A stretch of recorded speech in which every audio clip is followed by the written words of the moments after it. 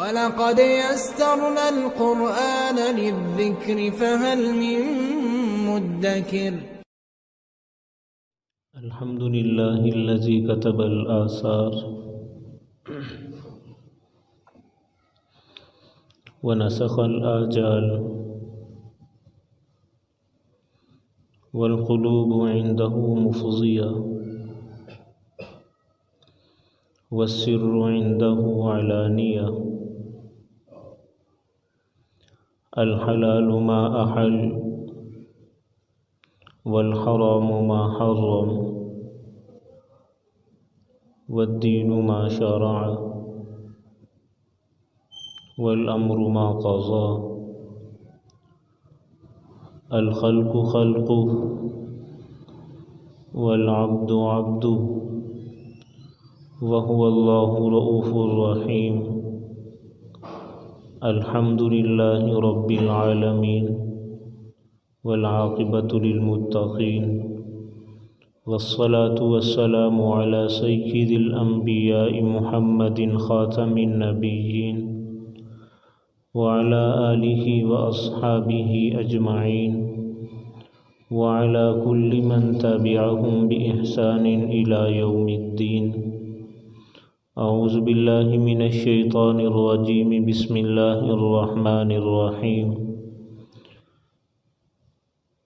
قال الله تبارك وتعالى في كلامه المجيد والفرقان الحميد إن أكرمكم عند الله أتقاكم وقال الله تبارك وتعالى في مقام آخر إنك لعلى خلق عظيم وقال النبي صلى الله عليه وسلم قيل يا رسول الله أي المسلم خير قال من سلم المسلمون من لسانه ويده وقال النبي صلى الله عليه وسلم خيركم خيركم لأهله صدق الله العظيم وصدق رسوله النبي الكريم ونحن على ذلك لمن الشاهدين والشاكرين والحمد لله رب العالمين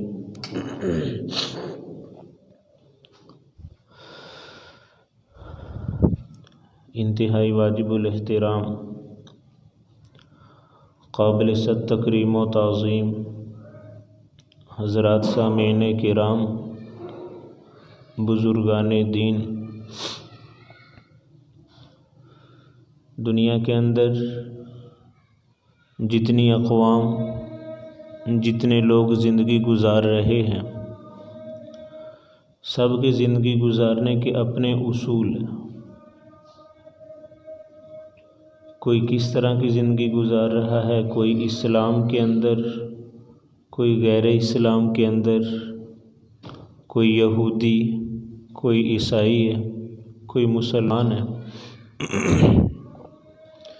سب سے بہترین زندگی کس کی ہے؟ سب سے خوبصورت زندگی کس کی ہے؟ اگر کسی سے سوال کیا جائے تو ہر شخص کا جواب اپنا ہوگا، ہر شخص کا جواب اپنا ہوگا۔ اگر کسی تاجر سے پوچھا جائے کہ خوبصورت بہترین زندگی کس کی ہے تو اس کا جواب یہ ہوگا کہ جو تجارت کے اندر خوب مہارت رکھتا ہو۔ اگر کسی ملازم سے پوچھا جائے کہ خوبصورت اور بہترین شخص کون ہے تو اس کا جواب ہوگا کہ جو اچھی ملازمت کرنا جانتا ہو۔ غرض آپ جس شخص سے سوال کرو جواب اس کا اپنا ہوگا۔ لیکن اگر اللہ کے نبی سے پوچھا جائے یا رسول اللہ دنیا کے اندر خوبصورت ترین شخص کون ہے جس کی زندگی سب سے بہتر ہے، تو اصل جواب وہ ہوگا جو اللہ کے نبی جواب دیں گے۔ بڑی تتبع، بڑی تلاش کے بعد، بڑی غور و فکر کے بعد پورے ذخیرہ احادیث کے اندر 12 اشخاص ایسے ملے ہیں، 12 آدمی ایسے ملے ہیں جن کو اللہ کے نبی نے خوبصورت ترین لوگ کہا ہے۔ تو ظاہری بات ہے میں جس کو بہتر کہوں، میں جس کو خوبصورت کہوں وہ نہیں ہوگا۔ آپ لوگ جس کو بہترین یا خوبصورت شخص کہیں گے وہ بھی نہیں ہو سکتا۔ اصل بہترین اور اصل خوبصورت شخص وہی ہے جس کو اللہ کے نبی نے بہترین اور خوبصورت شخص کہا ہے۔ وہ 12 افراد ہیں، 12 رجال ہیں، 12 اشخاص ہیں جن کو اللہ کے نبی نے فرمایا تھا کہ یہ بہترین لوگ ہیں، یہ خوبصورت لوگ ہیں، ان کی زندگی کامیاب ترین زندگی ہے۔ وہ 12 آدمی کون سے ہیں؟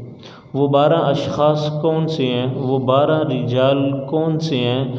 بڑے اختصار کے ساتھ 3-4 آدمی میں آپ حضرات کے سامنے ذکر کرتا ہوں۔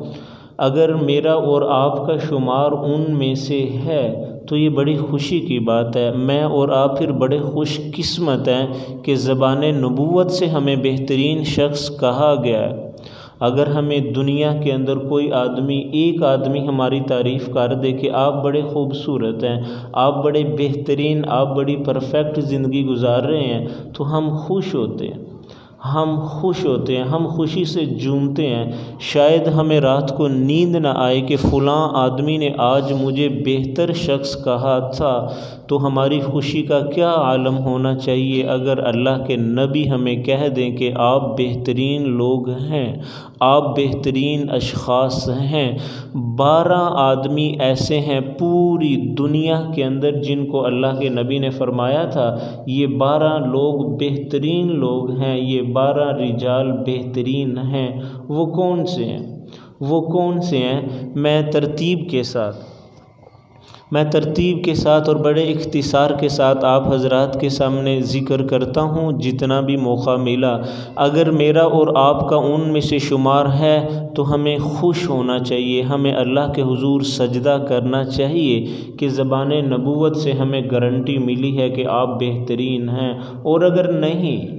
اور اگر نہیں ہمارا شمار ان لوگوں کے اندر نہیں ہے تو پھر ذرا غور کیجئے، پھر ذرا فکر کیجئے۔ ساری زندگی صرف یہ دنیا کی نہیں ہے، ایک جہان آگے بھی آ رہا ہے، ایک زندگی آگے بھی آ رہی ہے، وہاں جا کر ہمیں اس چیز کی ضرورت پڑے گی۔ صرف پیسہ ہی سب کچھ نہیں ہے، صرف عہدے اور ملازمتیں ہی سارا کچھ نہیں ہے۔ خوبصورت بڑا گھر اور بڑی گاڑی بنا لینا یہی کامیابی کی ضمانت نہیں ہے۔ کامیابی کی ضمانت ایک وہ بھی ہے جس کو اللہ کے نبی نے کامیاب، خوبصورت اور بہترین شخص کہا ہے۔ وہ کتنے آدمی ہیں؟ وہ 12 آدمی ہیں۔ سب سے پہلا شخص کہا گیا، ایک آدمی آیا، اس نے آ کر کہا یا رسول اللہ ای المسلم خیر، سب سے بہترین مسلمان کون سا ہے؟ یا رسول اللہ ای المسلم خیر، سب سے بہترین مسلمان کون سا ہے؟ آپ نے فرمایا المسلم من سلم المسلمون من لسانہ و یدہ، دنیا کے اندر سب سے بہترین مسلمان وہ ہے جس کے ہاتھ اور جس کی زبان سے دوسرے مسلمان محفوظ، کسی کو کسی بھی قسم کا دکھ، درد، تکلیف، مصیبت، پریشانی نہ پہنچائے۔ آپ نے فرمایا یہ سب سے بہترین مسلمان ہے، آپ نے فرمایا یہ سب سے بہترین مسلمان ہیں۔ آج ہم اپنے آپ کو مسلمان کہتے ہیں، ہمارا معاشرہ ایک اسلامی معاشرہ ہے، ہمارا ملک ایک اسلامی ملک ہے، لیکن ہم ذرا اس حدیث کو آئینہ بنا کر ہم دیکھتے ہیں کہ کیا ہمارے ہاتھوں سے دیگر مسلمان محفوظ ہیں؟ کیا ہماری زبان سے دیگر مسلمان محفوظ ہیں؟ اگر ہیں تو بڑی خوش قسمتی کی بات ہے، بڑے خوش قسمت ہیں آپ اور میں کہ ہمیں اللہ کے نبی نے خوبصورت اور بہترین لوگ کہا ہے۔ اور اگر ہمارے ہاتھ سے اور اگر ہماری زبان سے دیگر مسلمانوں کو تکلیف پہنچتی ہے تو پھر ذرا غور کیجئے، پھر ذرا فکر کیجئے۔ ہم صرف نام کے مسلمان ہیں، ہم کام کے مسلمان نہیں ہیں۔ کام کے مسلمان وہ تھے جن کو اللہ کے نبی نے کہا تھا کہ یہ بہترین لوگ ہیں، جن کو اللہ کے نبی نے کہا تھا کہ ان کے ہاتھ اور ان کی زبان سے کسی بھی مسلمان کو تکلیف نہ پہنچے گی، لیکن ہم تو تکلیف پہنچا رہے ہیں۔ حدیث کے اندر آتا ہے جب صبح کا ٹائم ہوتا ہے، صبح تمام اعضاء زبان کے سامنے جا کر ہاتھ جوڑتے ہیں، تمام اعضاء زبان کے سامنے جا کر کھڑے ہو جاتے ہیں اور زبان سے ایک درخواست کرتے ہیں کہ خدا کے لیے سارا دن سیدھی رہنا، اگر تو سیدھی رہی تو ہم سارے کے سارے سیدھے رہیں گے، اور اگر تو ٹیڑھی ہو گئی، اگر تو خراب ہو گئی، اگر تیرا استعمال غلط ہو گیا تو سارا دن ہم بھی محفوظ اور سالم نہ رہیں گے، ہم بھی دکھ، ہم بھی درد اور ہم بھی تکلیف، مصیبت اور پریشانی سے گزریں گے۔ حضرت لقمان حکیم قرآن کے اندر ان کی بے شمار نصیحت قرآن نے ذکر کی ہیں، اور ان کے نام سے قرآن کے اندر ایک سورت بھی ہے، سورہ لقمان۔ بڑے تدبر، بڑے غور و فکر والے شخص گزرے ہیں۔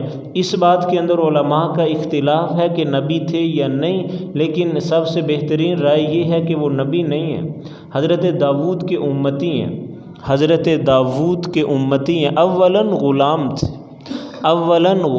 تھے۔ ان کے آقا نے ایک دفعہ ان سے چھری دی اور بکری دی، کہا کہ ذبح کرو، جو خوبصورت 2 اعضاء ہیں نا وہ لے کر آؤ۔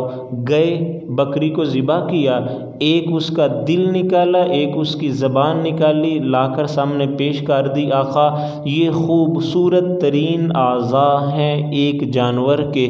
چند دن کے بعد پھر انہوں نے ایسے کیا، آقا نے ایک چھری دی، ایک بکری دی، کہا کہ ذبح کرو، سب سے بدترین اعضاء لے کر آؤ۔ گئے، جا کر بکری کو ذبح کیا، پھر دل اور پھر زبان نکالی اور لا کر پیش کر دی۔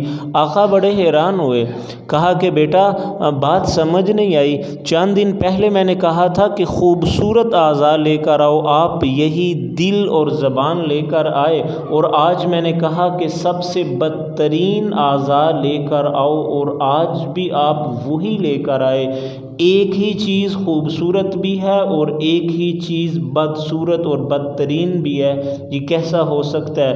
تو بڑا خوبصورت انہوں نے جواب دیا۔ حضرت لقمان فرمانے لگے، آقا دل انسان کے اعضاء اور جانوروں کے اعضاء میں سے یہ 2 عضو ایسے ہیں، اگر یہ سیدھے اور یہ صحیح رہیں تو سارے کا سارا بدن صحیح رہے گا، اور اگر یہ دونوں خراب ہو جائیں، زبان اور دل دونوں خراب ہو جائیں تو سارے کا سارا بدن بگڑ کر رہ جاتا ہے۔ ایک دفعہ اللہ کے نبی نے حضرت انس سے فرمایا، بیٹا انس تجھے سارے دین کا خلاصہ بتلاؤں، تجھے سارے دین کا خلاصہ بتلاؤں؟ انہوں نے کہا جی یا رسول اللہ ضرور بتلائیے۔ تو آپ نے زبان باہر نکالی، آپ نے اپنی 2 انگلیوں کے ساتھ اس کو دبایا، اور آپ نے یوں اشارہ کر کے کہا، بیٹا سارے دین کا خلاصہ یہ زبان ہے، اگر زبان کے اوپر تیرا کنٹرول رہا تو سارے کا سارا دین تیرے پاس رہے گا، اور اگر تو زبان کا کنٹرول کھو چکا، اگر تو نے زبان کا کنٹرول ختم کر دیا تو سارے کا سارا دین تیرے ہاتھ سے نکل جائے گا۔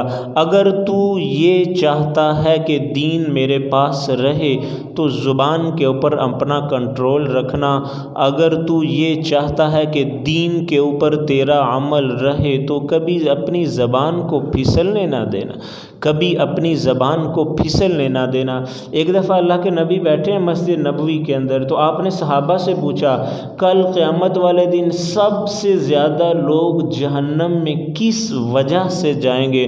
تو سب صحابہ نے اپنے اپنی دل، اپنے اپنے دماغ کے مطابق جواب دیا۔ تو آپ فرماتے گئے کہ ہاں یہ چیز ہے لیکن سب سے زیادہ نہیں، ہاں یہ چیز ہے لیکن سب سے زیادہ نہیں۔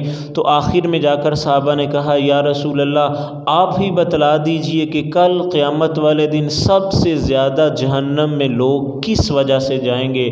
تو آپ نے زبان کو نکالا، آپ نے پکڑا اور آپ نے فرمایا، کل قیامت والے دن سب سے زیادہ لوگ زبان کی وجہ سے جہنم میں جائیں گے۔ کل قیامت والے دن سب سے زیادہ لوگ جہنم میں اس زبان کی وجہ سے جائیں گے۔ امام راضی نے زبان کے گناہ گنوائے ہیں، باقی تمام اعضاء کے 2 3 گناہ ہیں، زیادہ سے زیادہ 4 یا 5 گناہ ہیں، اس سے زیادہ کسی عضو کے گناہ نہیں ہیں، لیکن جب زبان کے گناہ امام راضی نے گنوائے تو 25 سے زیادہ گنوا کر کہنے لگے کہ اس سے بھی زیادہ زبان کے گناہ موجود ہے۔ زبان سے آدمی جھوٹ بولے گا، زبان سے آدمی چغلی کرے گا، غیبت کرے گا، بہتان لگائے گا، گالم گلوچ کرے گا، یہ سارے کے سارے گناہ صرف زبان سے کیے جا سکتے ہیں۔ اس وجہ سے سب سے پہلی بات جو اللہ کے نبی نے فرمایا نا کہ بہترین لوگ دنیا میں کون سے ہیں، تو آپ نے فرمایا المسلم من سلم المسلمون من لسانہ و یدہ، وہ مسلمان دنیا کے اندر سب سے کامیاب ترین مسلمان اور کامیاب ترین لوگ ہیں کہ جن کے ہاتھ اور جن کی زبان سے کسی بھی مسلمان کو تکلیف نہ پہنچتی۔ دوسری جماعت، دوسرا گروہ، دوسرے لوگ کہ جن کو زبان نبوت سے گارنٹی ملی ہے، جن کو یہ دیا گیا ہے کہ یہ بہترین لوگ ہیں، وہ کون سے ہیں بھلا؟ کہا گیا یا رسول اللہ سب سے بہترین اشخاص دنیا کے اندر کون سے ہیں بھلا؟ آپ نے فرمایا جو دوسرے لوگوں کو کھانا کھلاتے ہیں۔ آپ نے فرمایا جو دوسرے لوگوں کو کھانا کھلاتے ہیں یہ سب سے بہترین دنیا کے اندر لوگ ہیں۔ ایک دفعہ اللہ کے نبی مسجد نبوی کے اندر بیٹھے ہوئے ہیں، ایک سائل آیا، آ کر کہا یا رسول اللہ مجھے کچھ دے دیجئے، تو آپ نے اپنی جیبیں ٹٹولی تو کچھ نکلا نہیں ہے، تو آپ نے فرمایا کہ ابھی میرے پاس نہیں ہے، پھر کسی موقع پر تشریف لانا میں آپ کو دے دوں گا۔ تو سائل بڑا چالاک تھا، وہ کہنے لگا یا رسول اللہ میں آپ کے نام پر فلاں آدمی سے لے جاتا ہوں، جب آپ کے پاس ہو تو آپ اس کو دے دیجئے گا۔ تو آپ نے فرمایا ہاں ٹھیک ہے لے جاؤ۔ تو حضرت عمر پاس بیٹھے یہ سارا کچھ سن رہے تھے، یہ سارا کچھ دیکھ رہے تھے۔ تو حضرت عمر جب وہ سائل اٹھ کر گیا تو حضرت عمر نے کہا یا رسول اللہ یہ کیا بات ہوئی، آپ کے پاس ہو تو آپ خرچ کیجئے، اور اگر نہ ہو تو آپ قرض کیوں اٹھا رہے ہیں کسی کے لیے؟ اگر آپ ہو تو آپ 100 دفعہ کیجئے، اور اگر نہیں ہے تو پھر آپ قرض مت اٹھائیے۔ تو آپ خاموش ہو گئے۔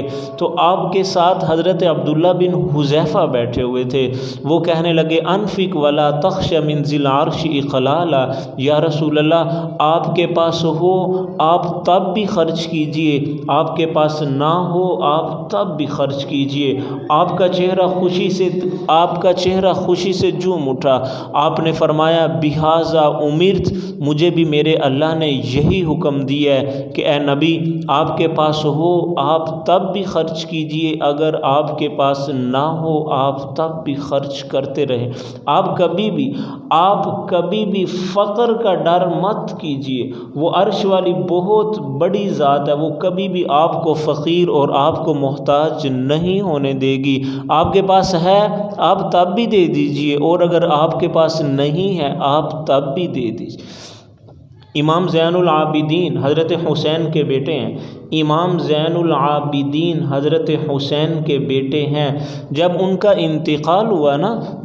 انتقال ہوا تو غسل دینے والوں نے دیکھا کہ آپ کی کمر کے اوپر بڑے زیادہ سرخ نشانات ہیں، جس طرح بوجھ اٹھایا جاتا ہے، بوریاں اٹھائی جاتی ہیں، کوئی ایسی چیز جو کاندھے پر لادی جاتی ہے، اس کی وجہ سے آپ کی پشت کے اوپر بڑے گہرے سرخ نشانات ہیں، زخم بنے ہوئے ہیں۔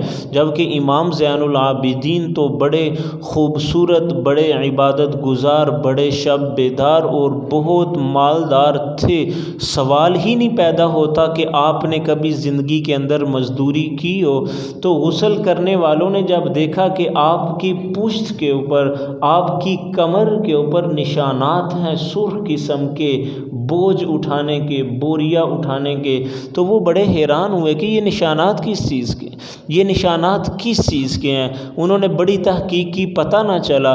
تو جب تدفین سے فارغ ہو گئے تو پھر بعد کے اندر مدینہ کے لوگ آ کر کہنے لگے کہ 10 سالوں سے ہمارے گھروں کے اندر رات کو ایک شخص آتا تھا اور آ کر اپنے گھر سے اناج اٹھاتا اور آ کر پھینک کر چلا جاتا، ہمیں پتہ پتہ بھی نہ چلتا کہ یہ شخص کون ہے۔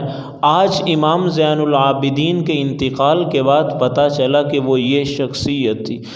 10 سالوں سے اپنے گھر سے اناج اٹھاتے ہیں، اپنی کمر اپنی پشت پر لاتے ہیں اور جا کر غریبوں، جا کر فقیروں اور جا کر محتاجوں کے گھروں کے اندر پھینک کر واپس آ جاتے ہیں۔ یہ دوسری جماعت، یہ دوسرے لوگ تھے، یہ دوسرا شخص تھا کہ جس کو زبان نبوت سے یہ اعزاز ملا ہے کہ یہ دنیا کے اندر خوبصورت، یہ دنیا کے اندر بہترین شخص ہے جو فقیروں کو، جو محتاجوں کو کھانا کھلاتا ہے۔ تیسرا شخص جس کے بارے میں آپ نے فرمایا کہ یہ بہترین شخص ہے، آپ نے فرمایا جو قرض کی ادائیگی کے اندر سب سے بہترین شخص ہے، جو قرض لیتا ہے لیکن وقت پر ادا کر دیتا ہے، دوسرے آدمی کو تکلیف میں نہیں ڈالتا، اس کو پریشانی میں نہیں ڈالتا، اس کو ذلیل نہیں کرتا، اس کو بار بار چکر نہیں لگواتا۔ آپ نے فرمایا یہ بہترین شخص ہے، آپ نے فرمایا یہ بہترین شخص ہے۔ اللہ کے نبی ہر دعا کے اندر، ہر نماز کے بعد قرض سے پناہ مانگا کرتے تھے۔ ہر دعا کے اندر، ہر نماز کے بعد اللہ کے نبی قرض سے پناہ مانگا کرتے تھے۔ ایک دفعہ حضرت عائشہ نے سوال کیا، یا رسول اللہ آپ قرض سے اتنی زیادہ پناہ کیوں مانگتے ہیں؟ پناہ مانگنے کی تو اور بھی بہت سی چیزیں ہیں، قبر سے پناہ مانگی جائے، جہنم سے پناہ مانگی جائے، قیامت والے دن کی سختی سے پناہ مانگی جائے، دجال سے پناہ مانگی جائے، پناہ مانگنے کی بہت سی چیزیں ہیں۔ آپ کسی چیز سے اتنی پناہ نہیں مانگتے جتنی پناہ آپ قرض سے مانگتے ہیں۔ تو آپ نے فرمایا عائشہ قرض بہت بری چیز ہے۔ جب انسان قرض لے لیتا ہے نا تو قرض لینے کے بعد پھر انسان جھوٹ بھی بولتا جاتا ہے اور وعدہ خلافی بھی کرتا جاتا ہے۔ قرض کا وعدہ آیا، آدمی نے جھوٹ بول دیا، پھر وعدہ کیا، پھر وعدہ خلافی کی، جھوٹ بولا، وعدہ خلافی کی۔ قرض کی وجہ سے اتنے زیادہ گناہ آدمی کو بعد کے اندر مزید کرنا پڑتے ہیں۔ اس وجہ سے کوئی دعا بھی اللہ کے نبی کی ایسی نہیں ہے کہ آپ نے اس کے اندر قرض سے پناہ نہ مانگی ہو۔ آپ ہمیشہ قرض سے پناہ مانگا کرتے تھے۔ حضرت لقمان حکیم نے اپنے بیٹے سے کہا، بیٹا کبھی بھی قرض مت لینا، جب تو لوگوں سے قرضہ لے گا نا تو تیری عزت لوگوں کی نظروں کے اندر ختم ہو جائے، تیری عزت لوگوں کی نظروں کے اندر گر جائے گی، کبھی بھی کسی سے قرضہ مت لینا۔ اور اللہ کے نبی کے پاس جب کوئی جنازہ لایا جاتا تو آپ سب سے پہلے سوال کرتے کہ اس کے اوپر قرض تو نہیں ہے، اس کے اوپر قرض تو نہیں ہے۔ اگر قرض نہیں ہے تو پھر تو آپ پڑھا دیتے، اگر قرض ہوتا پھر آپ دوسرا سوال یہ کرتے کہ اس نے اتنا مال چھوڑا ہے کہ اس کا قرض ادا کر دیا جاتا۔ اگر اتنا مال ہوتا کہ قرضہ ادا کر دیا جاتا تو آپ پھر بھی جنازہ پڑھاتے۔ اور اگر اتنا مال نہیں ہے کہ قرضہ ادا کر دیا جاتا، پھر آپ تیسرا سوال کرتے کہ کیا کوئی آدمی اس کا قرضہ اپنے ذمہ لیتا ہے؟ کیا کوئی آدمی اس کا قرض اپنے ذمہ لیتا ہے؟ اگر کوئی اس کا قرض اپنے ذمہ لے لیتا تو آپ جنازہ پڑھا دیتے، اور اگر کوئی آدمی بھی اس کا قرضہ اپنے ذمہ نہ لیتا تو آپ پیچھے ہٹ جاتے۔ آپ فرماتے کہ اپنے ساتھی کے اوپر جنازہ تم پڑھو، میں نہیں پڑھوں گا، اپنے ساتھی کا جنازہ تم خود پڑھو، میں نہیں پڑھوں گا۔ آپ اندازہ تو لگائیں، آپ ذرا سوچیں تو صحیح، آپ ذرا دیکھیں تو صحیح کہ شہادت جیسا عمل دنیا کے ہر گناہ کو ختم کر دیتا ہے، ہر گناہ کو ختم کر دیتا ہے، مٹا دیتا ہے، سوائے قرض کے۔ جبریل آئے، یا رسول اللہ تعالیٰ فرما رہے ہیں کہ شہید آدمی کے خون کا پہلا قطرہ ابھی زمین پر نہیں گرتا، اس کے سارے گناہ دھو دیے جاتے ہیں، معاف کر دیے جاتے ہیں، الا الدین، مگر قرض معاف نہیں ہوگا، قرض شہید کو بھی ادا کرنا پڑے گا، قرض شہید کو بھی ادا کرنا پڑے گا، قرض شہید کو بھی معاف نہیں ہے۔ ہر قسم کے گناہ شہید کو معاف کر دیے جائیں گے، لیکن قرض ایسی چیز ہے کہ قرضہ معاف نہیں کیا جائے گا۔ آج بدقسمتی سے ہمارے معاشرے کے اندر اس کی وجہ سے بھی لوگ بہت ذلیل ہوئے بیٹھے ہیں کہ کسی کو قرضہ دے دیا، پھر قرضہ واپس لینے کے لیے خود وضاحت دینی پڑتی ہے، پھر قرضہ واپس لینے کے لیے خود بتلانا پڑتا ہے کہ میری یہ مجبوری ہے، میری یہ پریشانی ہے، میرا یہ موقع کہ میں اس موقع پر فلاں جگہ پر خرچ کرنا چاہتا ہوں، مجھے میرے پیسے، مجھے میرا قرض واپس کر دیا جائے۔ تو یہ تیسرا آدمی تھا جس کو اللہ کے نبی نے فرمایا کہ یہ بہترین شخص ہے۔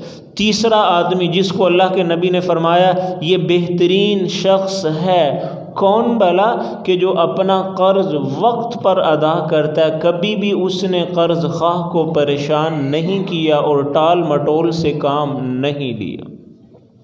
چوتھا شخص جس کے بارے میں اللہ کے نبی نے فرمایا کہ یہ بہترین شخص ہے، چوتھا آدمی جس کے بارے میں اللہ کے نبی نے فرمایا کہ اس کی زندگی خوبصورت ترین زندگی ہے، وہ کون سا شخص ہے بھلا؟ آپ نے فرمایا جس کے اخلاق سب سے بہتر ہو۔ آپ نے فرمایا جس کے اخلاق سب سے بہتر ہوں، یہ شخص دنیا کے اندر سب سے خوبصورت ترین شخص ہے۔ آپ نے فرمایا کل قیامت والے دن دو چیزیں جنت میں لے کر جائیں گی اور دو ہی چیزیں جہنم میں لے کر جائیں گی۔ آپ نے فرمایا کل قیامت والے دن دو چیزیں جنت اور دو چیزیں جہنم میں لے کر جائیں گی۔ نمبر ایک جو چیز جنت میں لے کر جائے گی، نمبر ایک تقویٰ، اللہ سے ڈرنا، اللہ سے خوف رکھنا، اپنے آپ کو ہر قسم کے گناہ سے بچانا۔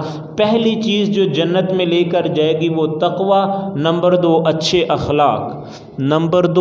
اخلاق۔ کل قیامت والے دن ان دو چیزوں کی وجہ سے لوگ سب سے زیادہ جنت میں جائیں گے، اور کل قیامت والے دن سب سے زیادہ لوگ جو جہنم میں جائیں گے وہ کس وجہ سے ہیں بھلا؟ نمبر ایک زبان، نمبر دو شرمگاہ کا غلط استعمال۔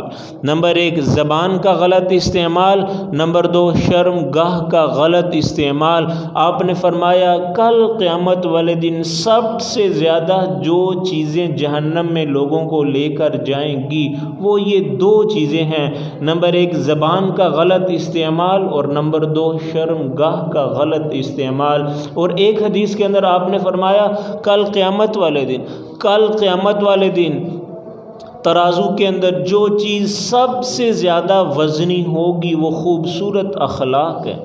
کل قیامت والے دن ترازو کے اندر جس چیز کا سب سے زیادہ وزن ہوگا نا وہ انسان کے خوبصورت اخلاق ہیں۔ اور ایک اور حدیث کے اندر آپ نے ارشاد فرمایا کہ کل قیامت والے دن خوبصورت اخلاق کے مالک جو لوگ ہیں وہ انبیاء کے ساتھ بیٹھے ہوں گے، ان کی کرسیاں، ان کے مراتب بالکل انبیاء کے ساتھ ہوں گے، صرف ایک فرق ہوگا، وہ نبوت، وہ رسالت، اس ایک چیز کا فرق ہوگا۔ اگر انبیاء سے نبوت، اگر انبیاء سے رسالت کو نکال کر ایک طرف کر دیا جائے تو خوبصورت اخلاق والا شخص اور حضرات انبیاء کل قیامت والے دن ایک ہی جگہ، ایک ہی صف اور ایک ہی نشست کے اوپر بیٹھے ہوں گے۔ اگر درمیان کے اندر کوئی چیز فرق کرے گی تو وہ نبوت ہے، تو وہ رسالت ہے کہ نبی اور رسول یہ تھوڑا سا اوپر والے درجے پر ہوں گے اور خوبصورت اخلاق والے لوگ ایک درجہ صرف نیچے بیٹھے ہوں گے۔ یہ ہے خوبصورت اخلاق کی طاقت، یہ ہے خوبصورت اخلاق کی طاقت۔ اور اللہ کے نبی نے اس کا مظاہرہ بھی کیا، اللہ کے نبی نے خوبصورت اخلاق لوگوں کو دکھائے بھی ہیں۔ ایک دفعہ آپ مسجد نبوی میں بیٹھے ہوئے ہیں، ایک شخص آیا، نیا نیا مسلمان ہوا ہے، اعرابی ہے، مسجد کے تقدس سے واقف نہیں ہے، تو اس نے آ کر نا مسجد نبوی کے اندر پیشاب کرنا شروع کر دیا۔ تو جب صحابہ نے دیکھا کہ مسجد کے کونے کے اندر یہ شخص پیشاب کر رہا ہے تو صحابہ اس کے پیچھے بھاگے، اس کو پکڑنے لگے، لپکنے لگے، دبوچنے لگے۔ تو جب اللہ کے نبی نے صحابہ کو دیکھا کہ صحابہ اس شخص کے پیچھے بھاگ رہے ہیں تو آپ نے صحابہ کو روک دیا ہاتھ کے اشارے سے، رک جاؤ، ٹھہر جاؤ۔ رک جاؤ، ٹھہر جاؤ، صحابہ کو روکا۔ جب وہ شخص فارغ ہوا تو آپ نے پیار سے اس کو اپنے پاس بلایا اور کہا بیٹا یہ مسجدیں ہیں، یہ اللہ کے ذکر کے لیے، قرآن کے لیے، تلاوت کے لیے، نماز کے لیے، ان چیزوں کے لیے بنائی گئی ہیں۔ مساجد کے اندر بول و براز نہیں کیا کرتے۔ اور اس کے بعد آپ نے حضرت بلال سے کہا کہ بلال جاؤ، جہاں پر اس نوجوان نے پیشاب کیا وہاں پر جا کر پانی انڈیل کر اس کو صاف کر دو۔ آپ دیکھیے تو صحیح کہ کتنے خوبصورت اخلاق ہیں اللہ کے نبی کے، کہ مسجد نبوی کے اندر آدمی پیشاب کر رہا ہے، آپ نے صحابہ کو منع کر دیا کہ باگنا نہیں ہے، اس کو تکلیف ہوگی، اس کو پریشانی ہوگی کہ جب یہ شخص باگے گا، یہ اپنے پیشاب کو روکے گا تو اس کی آنتوں کو نقصان کا اندیشہ اور خطرہ ہے، تو لہذا اس کو آرام سے کرنے دو، اس کو آرام سے فارغ ہونے دو۔ فتح مکہ کے موقع پر جب مکہ فتح ہوا نا تو اللہ کے نبی فاتح بن کر مکہ کے اندر داخل ہو رہے ہیں۔ آپ ذرا اپنے ارد گرد جائزہ تو لیں کہ ہمارے بادشاہ، ہمارے وقت کے لوگ جب کسی علاقے کو فتح کرتے ہیں تو کس قدر غرور اور تکبر کے ساتھ اس کے اندر داخل ہوتے ہیں، اور وہاں پر جا کر وہ کیا حشر کرتے ہیں لوگوں کا۔ جب فتح مکہ والے دن آپ مکہ کے اندر فاتح بن کر داخل ہو رہے ہیں تو آپ نے گردن جھکائی ہوئی ہے، اللہ کی حمد و ثنا کر کے آپ داخل ہو رہے ہیں، تو کسی آدمی نے نعرہ لگا دیا کہ الیوم یوم المزاحمہ، آج کا دن تو بدلے کا دن ہے، آج تو کفار مکہ سے بدلہ لیا جائے گا کہ جنہوں نے مسلمانوں کو تکلیفیں پہنچائیں، جنہوں نے اللہ کے نبی کو تکلیف پہنچائی، جنہوں نے اللہ کے نبی کو یہاں سے ہجرت پر مجبور کیا، آج ان سے بدلہ لیا جائے گا۔ تو جب یہ نعرہ آپ کے کانوں میں پڑا نا تو آپ نے فرمایا نہیں، یوں مت کہو، بلکہ یوں کہو الیوم یوم المرحمہ، آج کا دن تو شفقت کا دن ہے، آج کا دن تو مہربانی کا دن ہے، آج کا دن تو معاف کرنے کا دن ہے، آج کا دن تو معاف کرنے کا دن ہے۔ تو یہ چوتھا شخص تھا، یہ چوتھا گروہ تھا، یہ چوتھی جماعت تھی جس کے بارے میں اللہ کے نبی نے فرمایا کہ یہ دنیا کے اندر خوبصورت ترین لوگ ہیں کہ جس کے اخلاق سب سے خوبصورت ہوں گے۔ آپ ذرا قرآن پڑھیے نا تو آپ کو پتہ چلے گا، جب اللہ کے نبی نے نماز بہت زیادہ پڑھی نا تو جبریل آ گئے، یا رسول اللہ آپ اتنی زیادہ مشقت مت اٹھائیے۔ جب آپ نے تبلیغ بہت زیادہ کی تو جبریل آ گئے، یا رسول اللہ، اللہ تعالیٰ فرما رہے ہیں کہ آپ اپنے آپ کو اتنا تکلیف میں مت ڈالیے۔